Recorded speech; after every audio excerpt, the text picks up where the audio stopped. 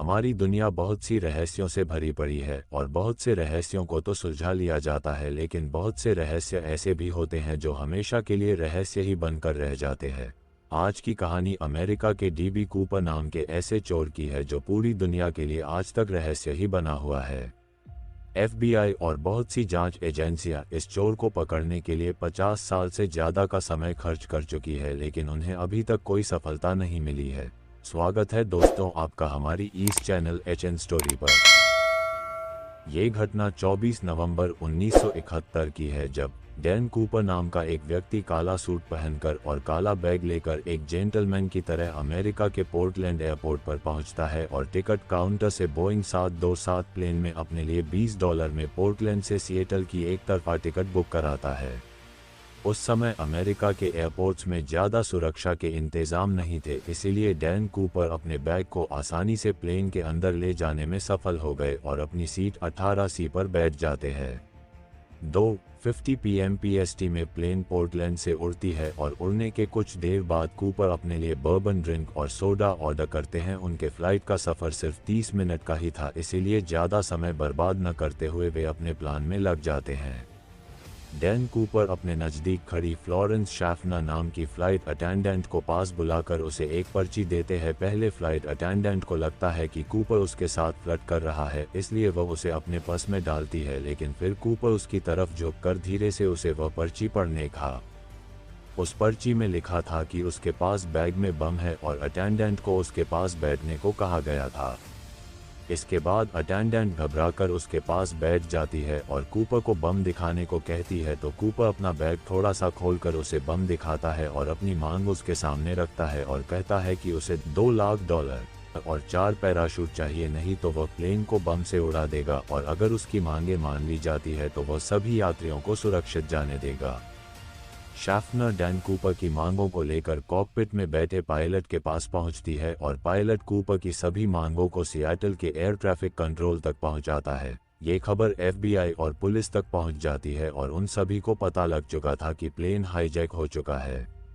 Air hostess जब वापस plane में जाती है तो देखती है कि डैन कूपर काला चश्मा लगाकर बिल्कुल आराम से बैठा है, जैसे कुछ हुआ ही न हो, और अपना ड्रिंक पी रहा था और वह बिल्कुल भी डरा हुआ नहीं था। इसी वजह से प्लेन में मौजूद यात्रियों को भनक तक नहीं थी कि प्लेन हाईजैक हुआ है।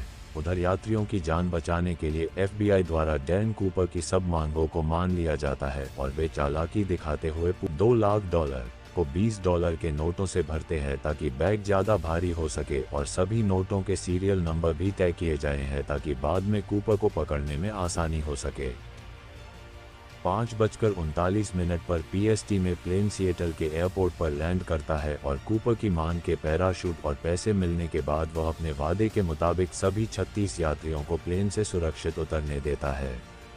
वह प्लेन में 2 पायलट, एक फ्लाइट इंजीनियर और एक फ्लाइट अटेंडेंट को रहने के लिए कहता है और प्लेन मैक्सिको के लिए उड़ान भरती है और FBI चालाकी से 2 अमेरिकी जासूसी जहाज़ों को प्लेन के पीछे लगा देती है। उड़ान के दौरान पायलट बताता है कि प्लेन में मैक्सिको पहुंचने जितना ईंधन नहीं है, तो कूपर उसे प्लेन को रीनो, नेवाडा की तरफ ले जाने को कहता है और प्लेन को 10,000 फुट की ऊंचाई में 100 नॉट 185 किलोमीटर प्रति घंटे की रफ्तार से कम उड़ाने को कहता है। कूपर हवाई CD एयरस्टेयर कैसे खुलता है इसके बारे में फ्लाइट अटेंडेंट से पूछता है और फिर उसे भी कॉकपिट पर बाकी लोगों के साथ रहने और दरवाज़ा अंदर से बंद करने को कहता है। 8 बजे के करीब एयरस्टायर खुलने के कारण कॉकपिट में वार्निंग लाइट जलने लगती है और डैन कूपर पैसे और पैराशूट लेकर जहाज से कूदता है और हमेशा के लिए गायब हो जाता है। डैन कूपर के प्लेन से कूद जाने के बाद 10:15 में खुले एयरस्टायर के साथ बोइंग 727 प्लेन रीनो एयरपोर्ट पर लैंड करती है और प्लेन को पुलिस और FBI एजेंट्स द्वारा चारों तरफ से घेर लिया जाता है, लेकिन कुछ ही देर में उन्हें पता चल जाता है कि डैन कूपर भाग चुका है। इसके बाद प्लेन की छानबीन की जाती है, जिसमें से कूपर के टाई का क्लिप और उसके मंगवाए गए 4 में से 2 पैराशूट मिलते हैं। कूपर बाकी के सभी सबूत को अपने साथ ले जाता है, जिसमें उसके द्वारा फ्लाइट अटेंडेंट को दिया गया लेटर भी शामिल था। कूपर को पकड़ने के लिए FBI द्वारा नौजैक नाम से खोज शुरू की जाती है। आंखों देखे गए लोगों द्वारा कूपर का स्केच तैयार किया जाता है, लैंड किए गए इलाके के बहुत से किलोमीटर तक जंगलों और नदियों में कई महीनों तक खोज चलती है। बहुत से घरों की छानबीन भी की जाती है, लेकिन कूपर और उसके पैराशूट का कोई पता नहीं चलता। कुछ ही दिनों में डैन कूपर पूरी मीडिया में छा जाता है, लेकिन एक न्यूज़पेपर ने गलती से डैन कूपर का नाम डीबी कूपर लिख दिया था और लोगों को ये नाम ज़्यादा पसंद आने लगा। इस तरह से एक न्यूज़पेपर की गलती के कारण डैन कूपर का नाम डीबी कूपर रखा गया और वो हर जगह इसी नाम से प्रसिद्ध हो गया था। इसके बाद कूपर के भागने के तरीके से एफबीआई को लगता है कि कूपर ने किसी पैराग्लाइडिंग स्कूल से ट्रेनिंग ली होगी, इसलिए सभी ट्रेनिंग स्कूलों में पूछताछ की जाती है और बहुत से पैराट्रूपर्स के रिकॉर्ड चेक किए जाते हैं, लेकिन वे फिर से सफल नहीं हो पाते।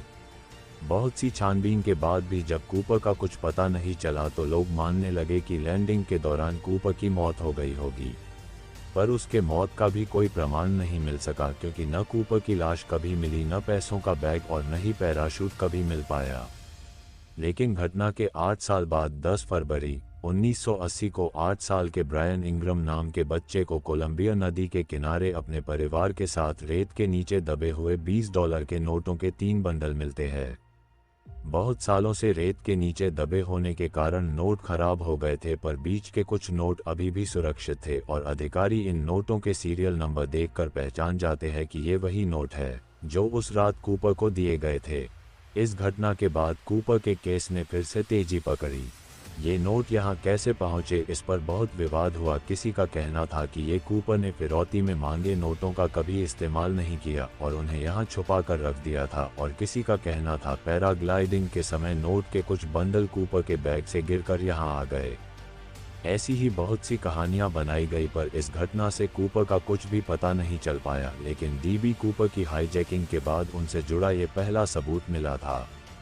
डीबी कूपर के इस केस के बारे में सालों साल बहुत सी छानबीन होती रही, लेकिन कोई भी पुख्ता सबूत कभी भी नहीं मिल पाया और आखिरकार हाईजैकिंग के 45 सालों बाद 2016 में इस केस को एफबीआई द्वारा बंद कर दिया गया। डीबी कूपर कौन था और कहां चला गया, ये तो कभी भी पता नहीं चल पाया, लेकिन वह दुनिया के इतिहास के सबसे शातिर चोरों में से एक बन गया और एक चोर होते हुए भी वह अमेरिका में एक मशहूर हस्ती बन गया था जिसकी चालाकी से सभी हैरान थे। तो दोस्तों, इस वीडियो में बस इतना ही। अगर आपको हमारा यह वीडियो पसंद आता है तो वीडियो को लाइक और सब्सक्राइब करें और अपने दोस्तों के साथ शेयर करें। धन्यवाद।